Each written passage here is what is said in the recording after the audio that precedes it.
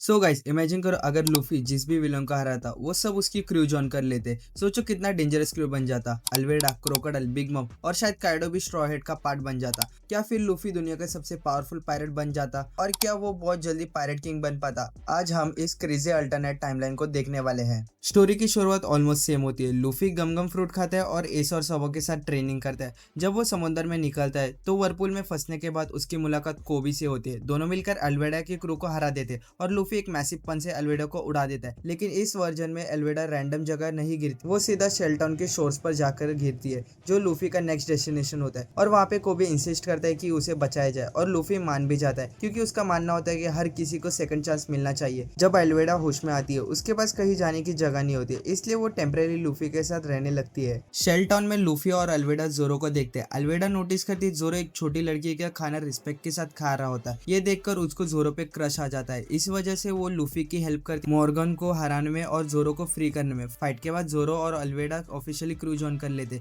शायद अभी अल्वेडा वीक लगती है लेकिन ट्रस्ट मी ये तो बस बिगिनिंग है। ऑरेंज टाउन में सब कुछ ऑलमोस्ट सेम होता है। नामी मिलती है और बगी के साथ फाइट होती है। लूफी बगी को उड़ा देता है लेकिन बाद में बगी भी क्रू जॉइन करेगा। उसके बाद क्रू सूरप विलेज पहुंचता है जहाँ वो उसब से मिलता है। वहाँ एक मेजर डिफरेंस ये होता है कि अल्वेडा तुरंत समझ जाता है कि काया का बटलर एक्चुअली कुरो है क्योंकि वो ईस्ट ब्लू का पायरेट थी और कुरो का नाम ऑलरेडी फेमस था।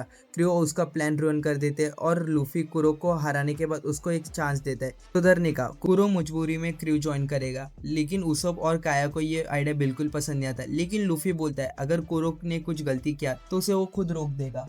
उसके बाद बराटी आर्क स्टार्ट होता है। मिहोक जोरो को बुरी तरह हरा देता है और अल्वेडा उसको बचाने के लिए आगे आते हैं। दूसरी तरफ लूफी डॉन किरिक को हरा देता है और कुरो की हेल्प से किरिक को पूरा क्रू जल्दी ही डिफीट हो जाता है। फाइट के बाद किरिक और गिन दोनों लूफी के सामने गिर के माफी मांगते हैं और क्रू ज्वाइन करने की रिक्वेस्ट करते हैं। लूफी मान जाता है। इसके साथ ही किरिक का पूरा फ्लीट भी स्ट्रॉ हेड ग्रैंड फ्लीट के पार्ट बन जाता है। हाँ, अभी सिर्फ 100 के आसपास ही मेंबर है लेकिन यहाँ फ्यूचर में बहुत बड़ा होने वाला है। ओकेयाशी विलेज पहुंचते किरिक सीक्रेटली अनलॉक को वार्न करता है कि स्ट्रॉ हेड आ रहे, लेकिन अनलॉक उसकी इंसल्ट करके उसको जेल में डाल देता है क्योंकि उसने किरिक के स्ट्रॉन्गेस्ट पायरेट वाला बूस्ट ऑलरेडी सुन रखे थे। जब लूफी फाइनली आर्लॉक को हराता है तो आर्लॉक उसे पूछता है कि वो फिशमैन के बारे में क्या सोचता है। लूफी सिंपली बोलता है कि उसको फिशमैन कूल लगता है और वो किसी को रेस की वजह से जज नहीं करता। ये सुनकर आर्लॉक शॉक हो जाता है। नामी भी रिवेंज छोड़ देती है और आर्लॉक रियलाइज करता है कि वो भी उन ह्यूमन जैसा बन गया है जिससे वो नफरत करता था। फाइनली आर्लॉक डिसाइड करता है कि वो लूफी के साथ सेल करेगा ताकि वो दुनिया को दिखा सके कि फिशमैन बुरे नहीं होते। टूकटाउन आर्क ऑलमोस्ट सेम रहता है। अल्वेडा जोरो के साथ रहती है और जबकि किरिक उसब और सांजी के साथ घूमता है। सरप्राइजिंगली किरिक और उसब वेपन और गैजेट की वजह से काफी अच्छे दोस्त बन जाते हैं। रिवर्स माउंटेन क्रॉस करते वक्त अल्वेडा और किरिक की क्रू हेल्प करते क्योंकि वो पहले ग्रैंड लाइन देख चुके हैं। दूसरी तरफ क्रोकस आर्लॉक को देखते हुए उस पर स्पीयर फेंक देता है क्योंकि उसको लगता है कि आर्लॉक फिर कोई प्रॉब्लम क्रिएट करेगा, लेकिन लूफी सिचुएशन को हैंडल करता है। विस्की पीक पे जोरो, कुरो और आर्लॉक पूरे बाउंटी हंटर को इंस्टेंटली हरा देते। वीवी फाइनली हिम्मत करके अल्बास्टा और क्रोकोडाइल के बारे में सच बता देती है और लूफी बिना सोचे उसकी हेल्प करने के लिए मान जाता है। लिटिल गार्डन में सब कुछ मोस्टली सेम रहता है और मिस्टर 3 डिफीट होने के बाद क्रू आगे बढ़ जाता है। ड्रम आइलैंड पहुंचते ही वापुल अटैक कर देता है लेकिन लूफी एक ही पंच में उसको उड़ा देता है। इतने जोर की हिट से वापुल की मेमोरी चली जाती है और वो कम्प्लीटली अलग इंसान बन जाता है। अब वो सॉफ्ट और फ्रेंडली बन चुका होता है। कंफ्यूज वापुल लूफी से माफी मांगता है और क्रू ज्वाइन करने के लिए रिक्वेस्ट करता है। लूफी को गिल्ट फील करता है और वो उसको चॉपर के साथ ज्वाइन करने देता है। अल्बेस्टा में आर्लॉक इंस्टेंटली समझ जाता है कि क्रोकोडाइल की वीकनेस पानी है, इसलिए इस टाइमलाइन में लूफी पहले फाइट में क्रोकोडाइल को हरा देता है। आर्लॉक, कुरो और किरिक की हेल्प ब्रूक वर्क्स एजेंट भी इजीली डिफीट हो जाता है। फाइट के बाद रॉबिन नेचुरली क्रू ज्वाइन कर लेती है लेकिन सबको शॉक तब लगता है कि जब क्रोकोडाइल भी ज्वाइन करने के लिए डिसीजन ले लेता है। उसका असली गोल एंशिएंट वेपन को ढूंढना होता है और उसको लगता है कि लूफी की हेल्प की वजह से वो गोल तक पहुंच सकता है।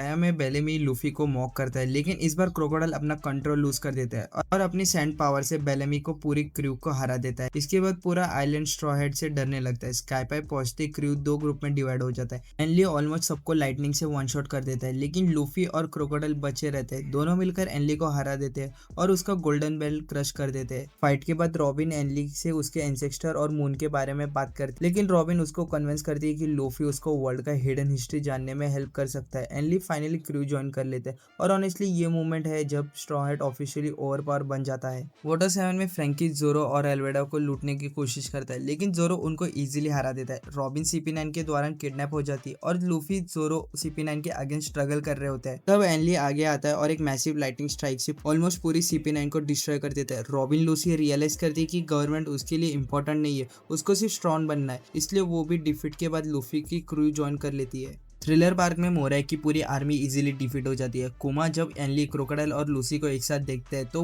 वो समझ जाता है कि उसके पास जीतने का कोई चांस ही नहीं है और वो वापस चला जाता है। मोराई अपनी पूरी क्रू और काइडो के अगेंस्ट फेलियर के बारे में बात करती है और फाइनली लूफी का ऑफर एक्सेप्ट करके क्रू ज्वाइन कर लेते हैं। सबोडी में आर्लॉक स्लेव ऑक्शन हाउस के बारे में सबको सच बताता है और लूफी तुरंत स्लेव को फ्री करने का डिसीजन लेता है। जब लूफी सेलेस्टियन ड्रैगन को पंच करता है, आर्लॉक इमोशनल हो जाता है क्योंकि उसने पहली बार किसी ह्यूमन को फिशमैन के लिए खड़े होते हुए देखा था। किज़ुरो और पेसिफिस्टा अटैक करते हैं, लेकिन इस बार एनली और क्रोकोडाइल एडमिरल को रोक लेते हैं, जबकि लूफी, लूसी, जोरो और मोराई पेसिफिस्टा को डिस्ट्रॉय करते हैं। स्ट्रॉ हेड सक्सेसफुली मरीन को पीछे हटा देती है और पूरी दुनिया उसको 5th एम्परर के रूप में देखना स्टार्ट कर देती है। तो कैसा लगा वीडियो कमेंट में जरूर बताना और वीडियो पसंद है लाइक शेयर सब्सक्राइब करना ना भूलना। मिलते हैं नेक्स्ट वीडियो में।